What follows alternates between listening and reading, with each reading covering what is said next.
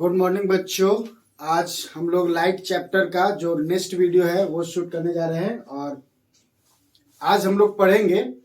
उसके बाद का जो है हम लोग इमेज फॉर्मेशन तक पढ़े थे। उसके बाद आज थोड़ा सा स्टडी करते हैं कि यूज ऑफ कनकेव मिरर। ठीक है, यूज ऑफ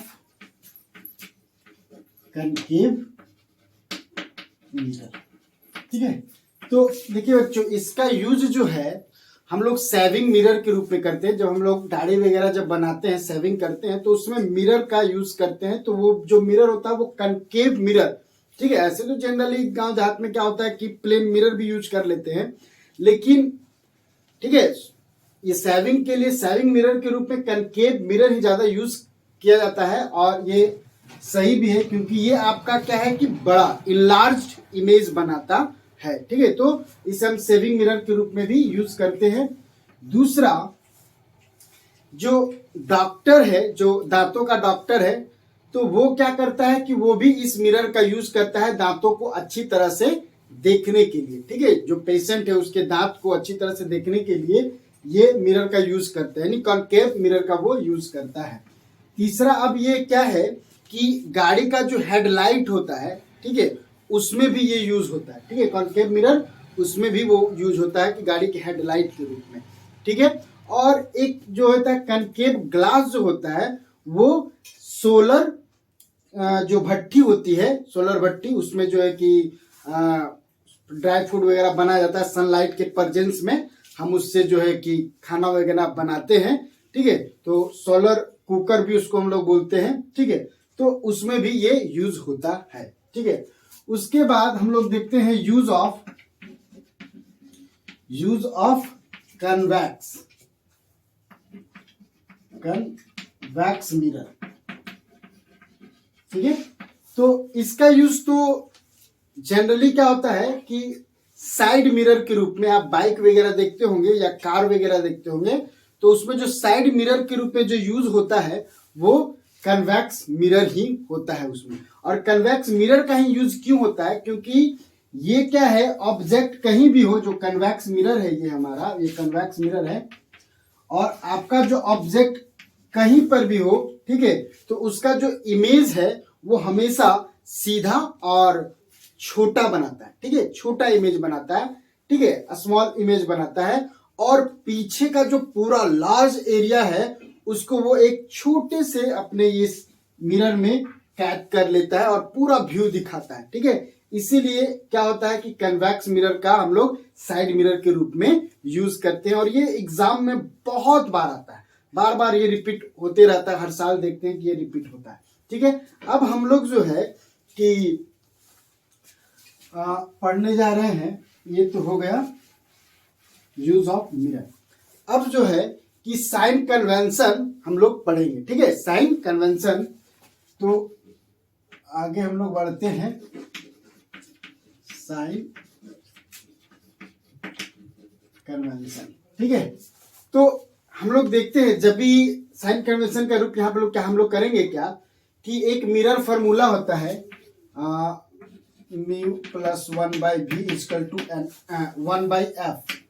ठीक है, तो इस फॉर्मूला के माध्यम से हम लोग करेंगे क्या कि ऑब्जेक्ट, मान लें आपका सपोज ये मिरर है कन्वैक्स, ये मिरर है कन्वैक्स मिरर है, और आप ऑब्जेक्ट रखते हैं यहाँ पे, तो इसका इमेज कहाँ पर बनेगा? ठीक है, रियल इमेज बनेगा कि वर्चुअल इमेज बनेगा? आप देखे थे, तो ये होता है भी जो होता है वो हमारा होता है इमेज डिस्टेंस। ठीक है, कि आपका इमेज पोल से कितना दूर बना हुआ है। ठीक है, और ये होता है ऑब्जेक्ट डिस्टेंस, कि आपका पोल से, ये पोल होता है, पोल से कितने डिस्टेंस पे आपका ऑब्जेक्ट रखा हुआ है। और ये फोकल लेंथ होता है, इस मिरर का फोकल लेंथ होता है। तो यहां पर देखेंगे कि कन्वैक्स जो है, कन्वैक्स हो या कन्वैक्स हो, वो दोनों में क्या होता है कि इसका वैल्यू अलग अलग, ये कभी पॉजिटिव आते हैं, कभी नेगेटिव आते हैं। तो कहां पे हम u को पॉजिटिव ले, कहां पे हम इसको नेगेटिव ले, v को हम लोग कहां पॉजिटिव ले और कहां नेगेटिव ले। ठीक है, और कहां पे इसको हम लोग फोकस को कहां पॉजिटिव ले और कहां नेगेटिव ले। फिर इसी तरह से r भी होता है, रेडियस ऑफ कर्वेचर, तो इसे पॉजिटिव, किस मिरर में पॉजिटिव लिया जाता है और किस मिरर में नेगेटिव लिया जाता है, उसके बारे में हम लोग स्टडी करेंगे। वही होता है साइन कन्वेंशन, ठीक है। और जो इमेज का हाइट है, मान लीजिए h है, तो इसे पॉजिटिव ले कि नेगेटिव ले, इसका हाइट जो है, यदि कोई मिरर है तो मिरर का इमेज, सॉरी मिरर बोल रहे, ऑब्जेक्ट का जो इमेज बनेगा वो हम पॉजिटिव ले या नेगेटिव ले, ठीक है। इसका जो इधर उल्टा बना तो उसी के बारे में हम लोग यहाँ पे अभी डिस्कस करेंगे, ठीक है। तो ये चीज देखते हैं हम लोग। तो कुछ टर्म को पहले हम लोग जान ले कि ये तो आप जानते हैं कि v क्या होता है, इमेज डिस्टेंस होता है, ठीक है, इमेज डिस्टेंस, ठीक है। u जो है ऑब्जेक्ट डिस्टेंस है, ऑब्जेक्ट डिस्टेंस है, ठीक है। और f तो आप जान रहे हैं फोकल लेंथ है, फोकल लेंथ है, ठीक है। r जो होता है वो रेडियस ऑफ कर्वेचर होता है, ठीक है, रेडियस ऑफ कर्वेचर होता है, इसे आपको मालूम है, ठीक है। और तो यही चीज हम लोग देख रहे हैं कि ये पॉजिटिव होता है या नेगेटिव। तो अभी हम लोग देखते हैं यहाँ पे एक थोड़ा सा और भी यहाँ पर हम चर्चा कर लेते हैं कि ये जो है, ठीक है, इसे कार्टेशियन बोलते हैं, कोऑर्डिनेट कार्टेशियन, ठीक है। तो ये एक्स एक्सिस होता है और ये वाई एक्सिस होता है, ठीक है। इधर में जो भी हम लोग वैल्यू लेते हैं 1 2 3 4 5 इस तरह से, वो पॉजिटिव में लिया जाता है। जैसे 1 पॉजिटिव में, 2 पॉजिटिव में, ये 3 पॉजिटिव में। और इधर जो हम लोग लेंगे 1 2 3 4 5 ये सब हम लोग नेगेटिव में लेते हैं, ठीक है, ये सब हम लोग नेगेटिव लेते हैं। फिर इधर 1 2 3 4, तो इधर पॉजिटिव में ऊपर साइड क्या लेंगे, पॉजिटिव में सब वैल्यू लेंगे 1 2 3 4, और इधर फिर हम लोग नेगेटिव में लेते हैं। तो ये वाला लाइन पे हम लोग जो भी वैल्यू लेते हैं नेगेटिव, इधर भी ये पॉजिटिव और इधर नेगेटिव और इधर फिर पॉजिटिव, ठीक है। तो ये याद रखो, यानी इधर का कोई वैल्यू हो इधर में तो हम लोग क्या करते हैं, ये वाला क्या जाएगा नेगेटिव, एक्स का वैल्यू यहाँ पे माइनस में जाएगा और वाई का वैल्यू पॉजिटिव जाएगा। इधर में आ जाएंगे तो दोनों पॉजिटिव होगा, ठीक है, दोनों पॉजिटिव होगा इधर साइड में, ठीक है। जैसे पॉइंट कोई ले लीजिए तो हम, आप 9 क्लास में इसको आप पढ़े होंगे, ठीक। और इधर में टोटल हम लोग क्या करते हैं कि दोनों नेगेटिव लेते हैं और इसमें x का वैल्यू पॉजिटिव और y का वैल्यू नेगेटिव लेते हैं, ठीक है। अभी हम देखते हैं कि इसका यूज क्या है, वो हम लोग अभी देखेंगे। जैसे सपोज ये मेरा क्या है कि ये कार्टेशियन है, कार्टेशियन, ये आपका अरेंजमेंट है एक्स वाई, एक्स और इधर भी वाई। अब सपोज यहां पे हम मिरर रखते हैं, ठीक है, यहां पे हम मिरर, ये कौन सा मिरर है, कनकेव मिरर हम लोग पहले ले रहे हैं, ठीक है। कौन सा मिरर ले रहे हैं, कनकेव मिरर। तो कनकेव मिरर में आप अभी हम लोग देखेंगे कि V क्या होगा, U क्या होगा, F क्या होगा, R क्या होगा, ठीक है। सपोज हम लोग इधर में एक ऑब्जेक्ट रखते हैं तो इसका जो इमेज है, ठीक है, तो इसी को हम लोग क्या कहते हैं, ऑब्जेक्ट डिस्टेंस, ऑब्जेक्ट डिस्टेंस। और एक बात याद रखना होगा आपको कि कभी भी जो मेजर करते हैं, या इमेज हो या ऑब्जेक्ट हो या फोकल लेंथ हो, फोकल लेंथ इधर ही करीब में होता है, इधर मान ले फोकल लेंथ है, ये मान लेते हैं सेंटर ऑफ कर्वेचर है, तो हमेशा इसका जो मेजरमेंट है वो पोल से, ये क्या होता है, पोल होता है, पोल से इधर मेजर करेंगे, ठीक है, या इधर मेजर करेंगे, जिधर मेजर करेंगे, यानी जो आपका पोल है वो आपका रिफरेंस पॉइंट होगा, वहीं से आपको मेजर करना है, ठीक है। तो यदि हम पोल से इधर मेजर करते हैं तो यहां पे हम लोग देखेंगे कि इधर हम लोग नेगेटिव, इधर हम लोग क्या है कि ये वाला जो वैल्यू है वो नेगेटिव लेंगे। तो यहां से ये पोल का ये ऑब्जेक्ट, मान लो यहाँ पर ऑब्जेक्ट है, ये ऑब्जेक्ट यहाँ करते हैं, मानिए ये ऑब्जेक्ट है आपका, यहाँ पे ये ऑब्जेक्ट है, ठीक है, ये ऑब्जेक्ट है। तो ऑब्जेक्ट का डिस्टेंस आप क्या लीजिएगा, इधर से इधर हम लोग आए हैं तो इस लाइन में ये जो है वो हम लोग नेगेटिव लेते हैं, यानी यू क्या हो जाएगा, ये आपका नेगेटिव होगा, किसमें, कनकेव मिरर में, क्योंकि कनकेव मिरर का रिफ्लेक्टिंग सरफेस इधर ही है और ऑब्जेक्ट भी इधर ही रखेंगे, ओके। दूसरा, अब जो है फोकल लेंथ क्या होगा, फोकल लेंथ भी देखिए, इसका ओरिजिनल फोकल इधर ही है, देखिए ये जो बना होगा मिरर, ये कनकेव मिरर जिस स्फीयर का पार्ट है उसका सेंटर इधर ही आएगा। देखिए इधर से यदि इसको मिलाते हैं हम तो ये एक स्फीयर बना और इसका सेंटर इधर ही होगा, तो फोकल लेंथ भी इधर ही होगा। तो इसीलिए ये, और मेजरमेंट भी देख रहे हैं हम लोग, मेजरमेंट में हम लोग क्या बोले, यदि आप इधर मेजर करते हैं तो इसे नेगेटिव, तो ये भी मेरा नेगेटिव होगा। और उसके बाद सेंटर ऑफ कर्वेचर यानी रेडियस, यहां से इसको हम क्या बोले कि सेंटर ऑफ कर्वेचर और पोल के बीच को हम लोग बोलते हैं रेडियस ऑफ कर्वेचर, ये रेडियस ऑफ कर्वेचर, तो वो मेरा क्या होगा, ये भी नेगेटिव होगा। ठीक है, ये नेगेटिव होगा। अब यहाँ पे देखते हैं ये जो इसको बोलते हैं हम लोग एच, ये होता है आपका ऑब्जेक्ट का height, height of the object. ठीक है, तो हम लोग ऊपर देखिए, ये ऊपर वाई एक्सिस के ऊपर मेजर कर रहे हैं, इसका लेंथ ऊपर जा रहा है। ठीक है, तो ये मेरा जो होगा वो मेरा क्या होगा, पॉजिटिव होगा। ठीक है, अब जो है ये जो ऑब्जेक्ट है, इस ऑब्जेक्ट का इमेज जो है कनकेव मिरर में दोनों इमेज बनते हैं, रियल इमेज भी और वर्चुअल इमेज भी। यदि रियल इमेज बना तो वो क्या होगा कि उल्टा बनेगा। ठीक है, इस तरह से उल्टा बनेगा। ठीक है, इधर साइड में ही, इधर साइड में ही उल्टा बनता है रियल इमेज। ठीक है, तो इसको हम लोग एच डैश से बताते हैं, एच डैश से, इसका जो हाइट है वो एच डैश से बताते हैं। तो एच डैश मेरा क्या होगा यहाँ पे, तो ये वर्चुअल भी बनाता है और रियल भी। कभी कभी यहाँ पे देखिए इधर में वर्चुअल सीधा इमेज भी बनाता है। तो यदि ऊपर में बनाया तो पॉजिटिव और यदि नीचे में रियल इमेज बनाया तो नेगेटिव। ठीक है, तो यहाँ पे हम लोग देख सकते हैं कि एच डैश जो है वो पॉजिटिव भी हो सकता है और नेगेटिव भी हो सकता है। ठीक है, और अभी हम लोग देखते हैं यहाँ पे, और v जो है, v ये हो गया इमेज डिस्टेंस। तो देखिए यहाँ से ये इमेज है मेरा, ये मेरा इमेज है, इसका मान है इसका इमेज ये है। तो इधर जब मेजर करेंगे तो ये क्या ले लेंगे हम लोग, नेगेटिव, ये हम लोग ले लेंगे नेगेटिव। लेकिन यही इमेज इधर बन जाए, इधर बन जाए तो पोल के इधर मेजर कर रहे हैं, इधर साइड, ये साइड, ये, तो ये क्या होगा आपका, ये आपका हो जाएगा पॉजिटिव। ठीक है, तो आप ये जो है कनकेव मिरर के बारे में बात कर रहे थे हम लोग कि इसमें U जो है हमेशा नेगेटिव होगा, फोकस जो है नेगेटिव होगा, रेडियस ऑफ कर्वेचर नेगेटिव होगा, ये पॉजिटिव होगा और ये पॉजिटिव नेगेटिव दोनों होगा। और ये आपका पॉजिटिव नेगेटिव, ये भी इमेज का जो डिस्टेंस है वो आपका पॉजिटिव नेगेटिव दोनों होगा। ठीक है, अब जो हम लोग देख रहे हैं यहाँ पे कि इससे फिर मैग्निफिकेशन हम लोग निकाल सकते हैं। मैग्निफिकेशन, मैग्निफिकेशन क्या होता है कि इमेज का हाइट और ऑब्जेक्ट का हाइट।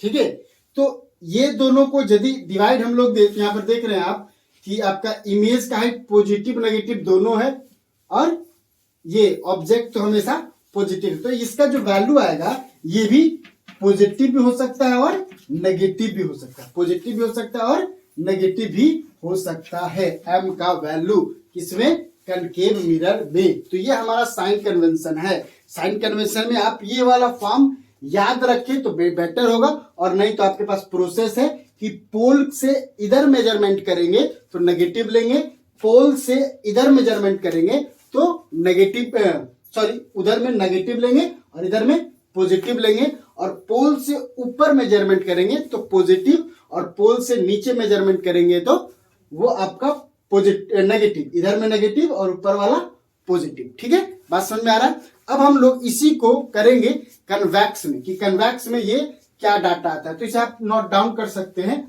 और हम लोग आगे और बढ़ते हैं।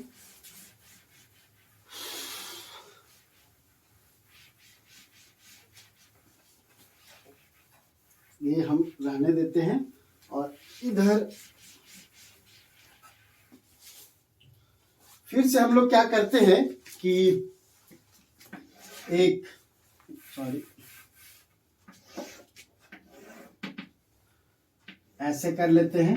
ये हमारा क्या है कि कन्वेक्स मिरर है। ठीक है, तो कन्वेक्स मिरर में ये रिफ्लेक्टिंग सरफेस होता है, ये वाला रिफ्लेक्टिंग सरफेस होता है। ठीक है, अब हम लोग इसको मिटा देते हैं, हटा देते हैं ये वाला। ठीक है, तो ये मेरा क्या है, रिफ्लेक्टिंग सरफेस होता है इधर में, तो ऑब्जेक्ट जो है इधर ही कहीं रखेंगे। ठीक है, ऑब्जेक्ट इधर ही कहीं रखेंगे। ठीक है, तो ये मेरा क्या हो गया, ऑब्जेक्ट डिस्टेंस यहाँ पोल से u। ठीक है, तो u यहाँ पे क्या होगा, देखिए कि इधर मेजरमेंट कर रहे हैं, पोल से इधर मेजर करना है तो ये भी नेगेटिव होगा।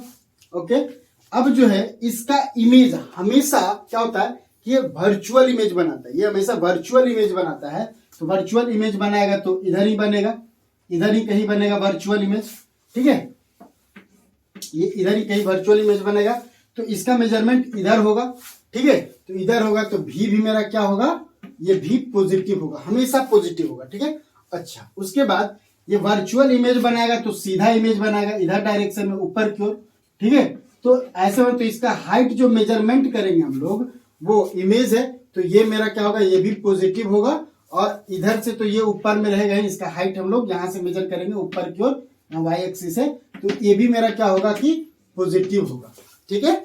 उसके बाद अब हम लोग किसकी बात कर रहे हैं, एफ और आर की। इसमें थोड़ा सा ध्यान देने की बात है कि चूंकि इसका एक्चुअल जो फोकस होगा, क्योंकि ये देखिए ये मिरर है, तो ये मिरर इस डायरेक्शन, ये देखिए इस स्फीयर का, इसको मान स्फीयर में कन्वर्ट कर दे, ये तो किसी ना, ये क्या है, ये कन्वेक्स मिरर है और ये किसी ना किसी स्फीयर का पार्ट है, उसी का एक टुकड़ा ले लेते हैं और उसको एक तरफ से पॉलिश कर देते हैं तो मेरा कन्वेक्स मिरर बन जाता है। तो कन्वेक्स मिरर, तो ये तो जिस स्फीयर का पार्ट है उसका सेंटर किधर होगा, इधर होगा, एक्चुअल वाला सेंटर, इधर इमेजिनरी सेंटर हम लोग ले लेते हैं। जब न्यूमेरिकल सॉल्व करते हैं तो इधर इमेजिनरी सेंटर और फोकल लेंथ ले लेते हैं, लेकिन इसका एक्चुअल सेंटर इधर होता है और फोकस इधर होता है। तो अब पोल से इधर मेजरमेंट कर रहे हैं, इसीलिए ये पॉजिटिव होगा और यहां से आर भी क्या होगा, पॉजिटिव होगा, क्योंकि पोल से सेंटर की दूरी को ही हम लोग बोलते हैं रेडियस ऑफ कर्वेचर, ठीक है, और इसको हम लोग फोकल लेंथ बोलते हैं, एफ, स्मॉल एफ से दिखाते हैं, ठीक है।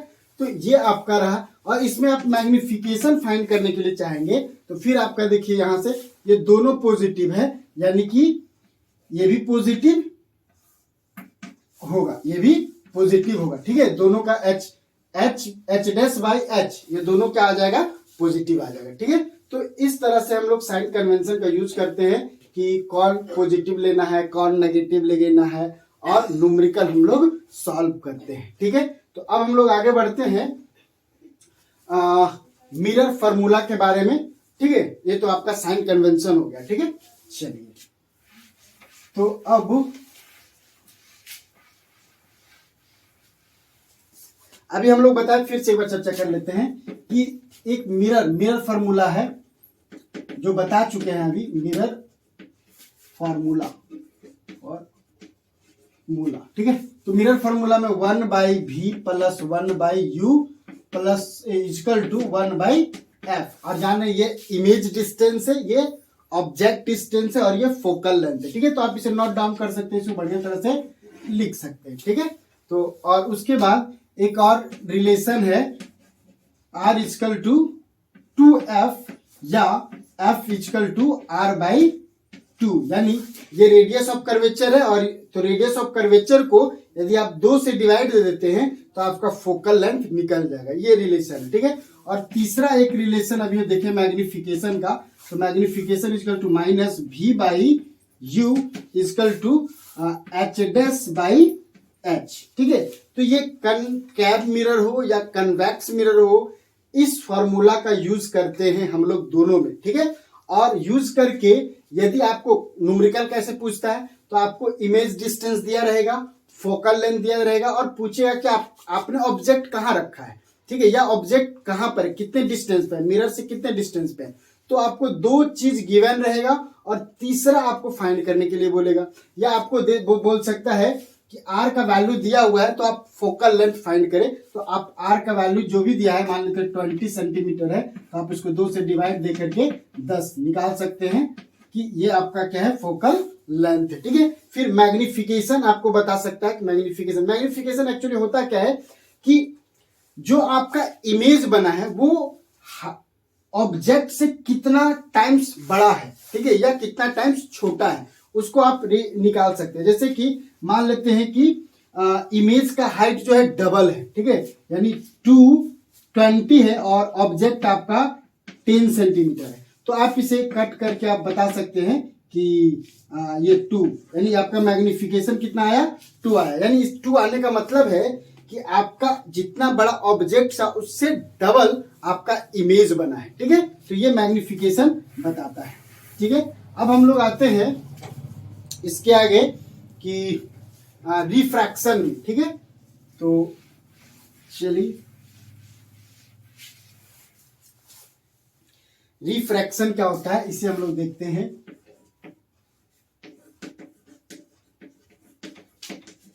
रिफ्रैक्शन ऑफ लाइट, ठीक है, रिफ्रैक्शन ऑफ लाइट, इसे देखते हैं क्या होता है। तो होता क्या है कि यदि कोई रे एक मीडियम से दूसरे मीडियम में जाती है, ठीक है, रेयर से डेंसर मीडियम में जाती है, तो वो अपने ओरिजिनल पाथ से डिफ्लेक्ट कर जाती है, मुड़ जाती है, ठीक है, यानी bending of ray called refraction of light. या when a ray goes to one medium to another medium then it deflected from original path, ठीक है, this phenomena known as refraction of light. Suppose यहां पे हम लोग देखते हैं कि ये एक रे आई, ठीक है, और ये आपका रेयर मीडियम है, ठीक है, रेयर मीडियम है, ठीक है। तो रेयर मीडियम का मतलब क्या होता है, इसकी डेंसिटी कम होगी, ठीक है, और यहां पे क्या आपका डेंसर मीडियम है, ठीक है, डेंसर मीडियम है। तो जब कोई रे, ये इंसिडेंट रे, कोई इंसिडेंट रे रेयर मीडियम से डेंसर मीडियम में जाती है, तो वो अपने नॉर्मल से, ये देखिए यहां पर नॉर्मल खींच देते हैं, ये एक नॉर्मल है, ये नॉर्मल है, इसको जाना चाहिए था इस डायरेक्शन में, ठीक है, लेकिन ये क्या है, थोड़ा सा इधर बैंड हो जाएगी, ठीक है, ये देखिए थोड़ा सा बैंड हुआ इधर से, ठीक है। तो इसे हम लोग ये वाला जो है आपका आई, और ये वाला एंगल जो है वो आर से हम लोग दिखाते हैं, ठीक है। तो यही रिफ्रैक्शन है कि इंसिडेंट रे जब रेयर मीडियम से डेंसर मीडियम में जाती है, तो वो क्या करती है कि अपने ओरिजिनल पाथ से डिफ्लेक्ट हो जाती है, ठीक है। यदि रेयर से डेंसर में गई तो होता क्या है कि वो नॉर्मल, ये आपका नॉर्मल है, ठीक है, ये आपका नॉर्मल है, तो वो नॉर्मल की ओर इंक्लाइन करती है, ठीक है, नॉर्मल की ओर इंक्लाइन करती है। तो इसका सेकंड केस भी होगा, यदि डेंसर से रेयर में जाएगी तो क्या होगा, ठीक है, तो वो भी हम लोग देखते हैं। तो सपोज ये मेरा इंसिडेंट रे है, और ये मेरा डेंसर है, और ये मेरा रेयर मीडियम है, ठीक है, और यहां से हम लोग एक नॉर्मल खींचते हैं, तो लाइट को जाना तो चाहिए था इस डायरेक्शन में, ऐसे जाना चाहिए था इस डायरेक्शन में, लेकिन डेंसर से रेयर मीडियम में आती है तो ये नॉर्मल से, ठीक है, दूर भागती है, ठीक है, अवे फ्रॉम द नॉर्मल, ठीक है। तो ये क्या है, इधर हो जाएगी, ठीक है, यानी इसका एंगल ये बढ़ जाएगा, ठीक है, ये आर एंगल बढ़ जाएगा, और ये मेरा तो आई है। तो ये इंसिडेंट एंगल होता है, और ये एंगल ऑफ रिफ्रैक्शन होता है, ठीक है, ये यहां पर भी ये एंगल ऑफ रिफ्रैक्शन और ये इंसिडेंट एंगल होता है, ठीक है। तो आप समझ चुके हैं कि रिफ्रैक्शन होता क्या है, जब लाइट का जो रे है वो वन मीडियम से अनदर मीडियम में जाती है, तो अपने ओरिजिनल पाथ से डिफ्लेक्ट कर जाती है, ठीक है, मुड़ जाती है, ठीक है। तो इस फेनोमिना को ही हम लोग क्या बोलते हैं, रिफ्रैक्शन बोलते हैं। और यहाँ पे दो आप चीज याद रखिएगा कि रेयर से यदि डेंसर मीडियम में जाती है तो लाइट जो है, रे ऑफ लाइट है, वो नॉर्मल की ओर इंक्लाइन होता है, जबकि जब डेंसर से रेयर की ओर आती है तो ये नॉर्मल से दूर जाती है, ये आपका नॉर्मल है, नॉर्मल से ये दूर जाएगी, ठीक है, नॉर्मल से ये दूर जाती है, ठीक है। तो इस बात को आप याद रखें। अब हम लोग एक और इसमें स्टडी करेंगे कि refraction through a glass slab, ठीक है। तो रिफ्रैक्शन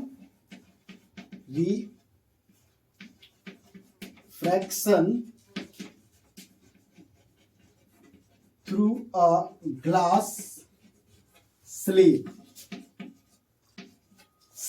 देखिए ये क्या होता है, तो एक मान लीजिए रेक्टेंगल है, इसकी हम लोग स्टडी करते हैं, जो इसकी मेनली स्टडी तो हम लोग 11 में करेंगे। अभी थोड़ा सा इसके बारे में जानकारी प्राप्त करेंगे कि ये मेरा ग्लास है, ठीक है, ये मेरा क्या है, ग्लास है, ओके, और इधर मेरा रेयर मीडियम है, यानी एयर आप ले ले, ये क्या है, एयर है इधर, ये आप एयर ले ले तो इसकी डेंसिटी कम होती है ग्लास के कंपेयर में, और ये आपका डेंसर मीडियम ग्लास है, ठीक है।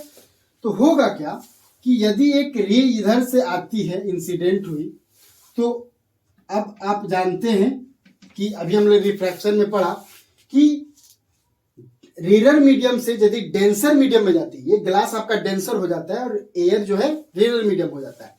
तो यदि रेयर से डेंसर मीडियम में जाती है तो ये नॉर्मल की ओर इंक्लाइन करेगी, ठीक है। तो जाना तो चाहिए था इसको इस डायरेक्शन में, जाना तो इसको इस डायरेक्शन में चाहिए था, लेकिन ये थोड़ा इंक्लाइन कर जाती है, इस डायरेक्शन में आ जाती है। ओके, यहाँ पे आ जाती है। तो ये मेरा R और ये मेरा I, ठीक है। अब चूंकि फिर यहाँ पे देखिए, ये आपका डेंसर मीडियम था और इधर मेरा क्या है, एयर है, फिर एयर है, तो यहाँ पर फिर रिफ्रैक्शन होगा, फिर यहाँ पे रिफ्रैक्शन होगा। तो फिर यहाँ पर हम लोग नॉर्मल खींच देते हैं, नॉर्मल खींचते हैं। और यहाँ पे आप देखिए, ये डेंसर था और ये रेयर है। तो जब लाइट डेंसर से रेयर में आती है तो नॉर्मल से दूर जाती है, ठीक है, अवे फ्रॉम दी नॉर्मल। तो यहाँ पे इसको जाना तो इस डायरेक्शन में चाहिए था, ठीक है, लेकिन ये क्या है कि इस डायरेक्शन में ऐसे चली जाती है, ठीक है। बात समझ में आ रहा है। अब यहाँ पे जो एंगल बना, इसको हम लोग ई से दिखाते हैं, इमर्जेंट एंगल, ठीक है। बात समझ में आ रहा है। और यहाँ पे और भी एक नोट करने की बात है जो कि हमको प्रूफ करना है 11 में, अभी नहीं। ये आई एंगल और ये एंगल ई, ये दोनों क्या होता है, इक्वल होता है। ये आप फॉर्मूला के तौर पे आप इसे याद रखें कि कहीं यूज होगा ऑब्जेक्टिव क्वेश्चन में, तो वहां पर आप सॉल्व कर सकते हैं। दूसरा, और एक दूसरा बात यहाँ पे, ये जो यहाँ पे जो ये ओरिजिनल मेरा लाइट का जो डायरेक्शन था ये था, और ये रिफ्रैक्शन के कारण हमको इधर से जाना पड़ा, ठीक है।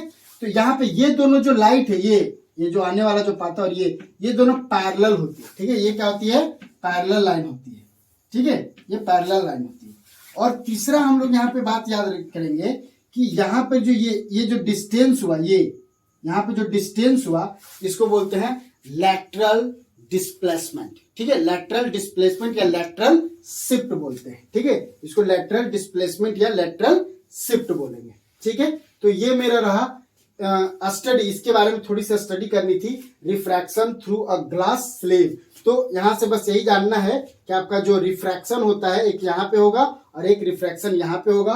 और ये बात जानना है इसमें कि ये आई एंगल ई एंगल के इक्वल होता है, इसका प्रूविंग हम लोग 12 में करेंगे, ठीक है। और ये डिस्प्लेसमेंट, ठीक है, इसको हम लोग बोलते हैं लैटरल डिस्प्लेसमेंट, ठीक है, लैटरल डिस्प्लेसमेंट, ठीक है, या लैटरल शिफ्ट भी इसको बोला जाता है। और इसको भी हम लोग जो है कि इसको फाइंड करेंगे, वो हम लोग 12 में करेंगे। अभी सिर्फ जानकारी के लिए इसको हम लोग रखते हैं और इसके बारे में थोड़ा बहुत बेसिक नॉलेज ले लिए, ठीक है। अब हम लोग आएंगे कि लॉ ऑफ रिफ्रैक्शन के बारे में, ठीक है।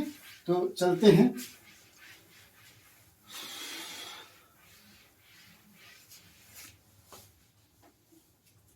अब जो है लॉ ऑफ रिफ्रैक्शन,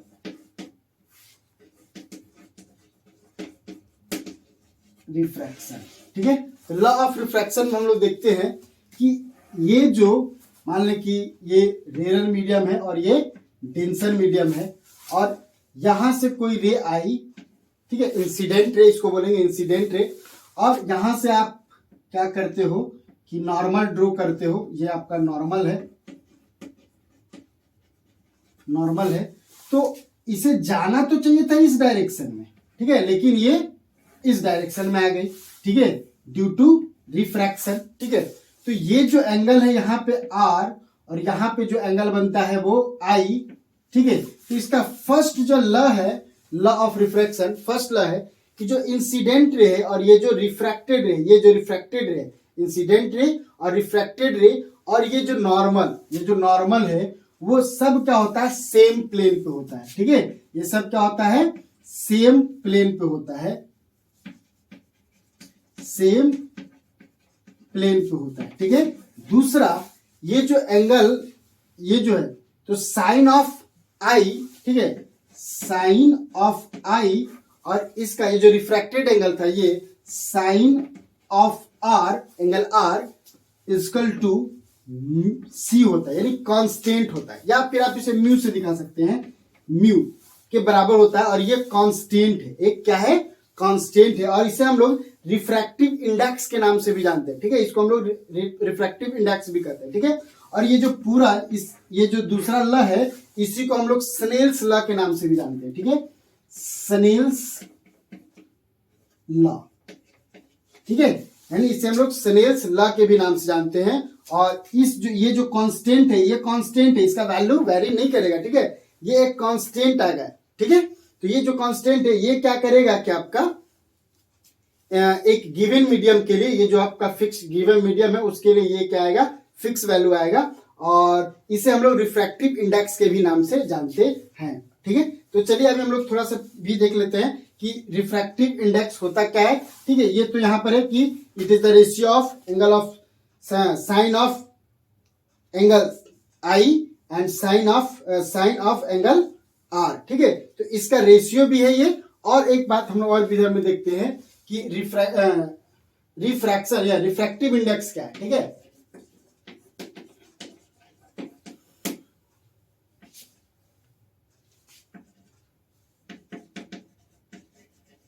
इंडेक्स, ठीक है, इससे हम लोग देखते हैं। तो रिफ्रैक्टिव इंडेक्स क्या है कि जो एयर है वो वैक्यूम में उसका जो स्पीड है वो मान लेते हैं उसका स्पीड क्या है c। ठीक है, और उसी लाइट का हाँ यहाँ पे लाइट का स्पीड कहाँ, वैक्यूम में। ठीक है, लाइट का स्पीड वैक्यूम में, और उसी लाइट का स्पीड हम लोग किसी मीडियम में यानी वाटर में मान लेते ले लेते हैं या एयर ले लेते हैं, तो वाटर में ही लेते हैं, तो वाटर में जो उसका स्पीड जो वेलोसिटी है वो फाइंड कर लेते हैं, और दोनों का रेशियो ये क्या है, लाइट का स्पीड इन वैक्यूम और लाइट का स्पीड इन एनी मीडियम, कोई भी मीडियम, और इसका जो रेशियो आता है उसी को हम लोग क्या बोलते हैं, रिफ्रैक्टिव इंडेक्स बोलते हैं। ठीक है, या आप ऐसे कर सकते हैं, आप इसको लिख सकते हैं इस तरह से कि mu equal to c by v. ठीक है, तो ये मेरा रिफ्रैक्टिव इंडेक्स होता है। तो आप किसी भी मीडियम का रिफ्रैक्टिव इंडेक्स निकाल सकते हैं। ठीक है, तो ये रहा आपका। दूसरा और क्या, एक होता है रिलेटिव रिफ्रैक्टिव इंडेक्स। ठीक है, रिलेटिव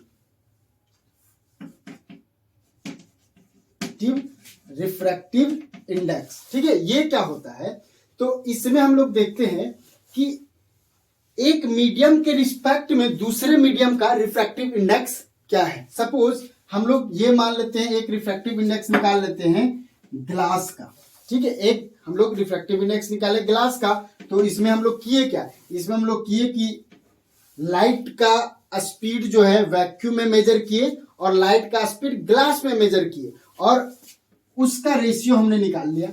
दूसरा हमने क्या किया, रिफ्रैक्टिव इंडेक्स वाटर का भी निकाला, वाटर का रिफ्रैक्टिव इंडेक्स निकाला। ठीक है, ये आपका ग्लास में लाइट की वेलोसिटी है, और दूसरा इसमें क्या निकाले, सी बाई भी, ये क्या बोलते हैं, वाटर में लाइट की वेलोसिटी। ठीक है, और ये दोनों को अब हम लोग क्या कर रहे हैं कि रिफ्रैक्टिव इंडेक्स निकाल रहे हैं, किसका, वाटर का, मान ग्लास का निकाल रहे हैं। ठीक है, ग्लास का रिफ्रैक्टिव इंडेक्स निकाल रहे हैं, तो ग्लास का निकाल रहे हैं किसके रिस्पेक्ट में, तो वाटर के रिस्पेक्ट में। ठीक है, तो ग्लास का जो रिफ्रैक्टिव इंडेक्स है वो हाँ ऊपर में, नीचे में रहेगा, ऊपर में रहेगा। ठीक है, ये ऊपर में रहेगा ग्लास का म्यू जी बाई म्यू डब्ल्यू। ठीक है, अब इसका हम लोग वैल्यू देखेंगे, तो इसका वैल्यू क्या है, सी बाई भी जी, और इसका भी आपका है सी बाई भी डब्ल्यू। ठीक है, तो सी कट जाएगा, ये ऊपर चला जाएगा, भी डब्ल्यू बाई भी जी, और ये आपका म्यू भी जी डब्ल्यू, ये आपका ये हो गया, या आप इसको भी यहाँ पे घेर सकते हैं ये। ठीक है, तो रिफ्रैक्टिव इंडेक्स क्या होता है कि एक मीडियम का, देखिए, ठीक है, जैसे ग्लास है, ग्लास एक मीडियम है, तो एक मीडियम का रिफ्रैक्टिव इंडेक्स किसके रिस्पेक्ट में, दूसरे मीडियम के रिस्पेक्ट में यदि हम लोग रिफ्रैक्टिव इंडेक्स का रेशियो निकालते हैं तो उसे हम लोग बोलते हैं रिलेटिव रिफ्रैक्टिव इंडेक्स। ठीक है, और एक बात गौर ध्यान देने की बात है कि यहाँ पे ये वेलोसिटी का उल्टा भी होता है। देखिए, ग्लास का, वाटर का वेलोसिटी ऊपर चला गया, यहाँ पे देखिए वाटर का वेलोसिटी ऊपर चला गया है, यहाँ पे ये रिफ्रैक्टिव इंडेक्स है। यदि आपको रिलेटिव रिफ्रैक्टिव इंडेक्स पता करना है तो दो तरीका है, तो आप क्या कर सकते हैं कि आप किसके रिस्पेक्ट में निकाल रहे हैं, तो जिसके रिस्पेक्ट में निकाल रहे हैं वो नीचे रहेगा, और जिसका आप निकाल रहे हैं वो ऊपर रहेगा। लेकिन वेलोसिटी के टर्म में जिसका आप रिफ्रैक्टिव इंडेक्स निकाल रहे हैं वो ऊपर रहेगा, जैसे ये वाटर ऊपर रहेगा, और जिसके रिस्पेक्ट में, हाँ जिसके रिस्पेक्ट में निकाल रहे हैं, जैसे कि यहाँ पे हम लोग क्या कर रहे थे कि इसके रिस्पेक्ट में निकाल रहे थे तो ये नीचे था, लेकिन इसका वेलोसिटी के टर्म में यही ऊपर रहेगा, ये देखिए ये ऊपर रहेगा, वेलोसिटी के टर्म में यदि हम लोग निकालेंगे तो ये ऊपर रहेगा, ठीक है, और ये नीचे रहेगा। तो ये थोड़ा सा आप ध्यान दे सकते हैं, ठीक है। यहाँ पर फॉर्मूला वेलोसिटी लेंगे तो ये ऊपर और ये नीचे, और रिफ्रैक्टिव इंडेक्स सिर्फ लेंगे तो ये ऊपर और ये नीचे, ठीक है। तो ये मेरा हुआ रिलेटिव रिफ्रैक्टिव इंडेक्स, ठीक है, और ये मेरा हुआ रिफ्रैक्टिव इंडेक्स, ठीक है। तो ये क्या है, ये वैक्यूम में लाइट का स्पीड बाय एनी मीडियम में लाइट का स्पीड का रेशियो है, जबकि रिलेटिव रिफ्रैक्टिव इंडेक्स क्या है कि ये मीडियम का रिफ्रैक्टिव इंडेक्स, जैसे ग्लास है तो ग्लास मीडियम का रिफ्रैक्टिव इंडेक्स जो यहां से निकाले हैं, और उसके बाद दूसरे मीडियम का रिफ्रैक्टिव इंडेक्स, और ये दोनों का जब डिवाइड देते हैं तो जो मेरा आंसर आता है उसी को हम लोग बोलते हैं रिलेटिव रिफ्रैक्टिव इंडेक्स। और किसके रिस्पेक्ट में, तो जो नीचे रहता है उसी के रिस्पेक्ट में। जैसे यहाँ पर हम लोग पढ़ सकते हैं ग्लास का रिफ्रैक्टिव इंडेक्स वाटर के रिस्पेक्ट में, ठीक है, ग्लास का रिफ्रैक्टिव इंडेक्स वाटर के रिस्पेक्ट में, ठीक है। तो आज हम लोग इतना ही रखते हैं और इसके बारे में और बात करेंगे आगे नेक्स्ट वीडियो में, ठीक है। Thank you.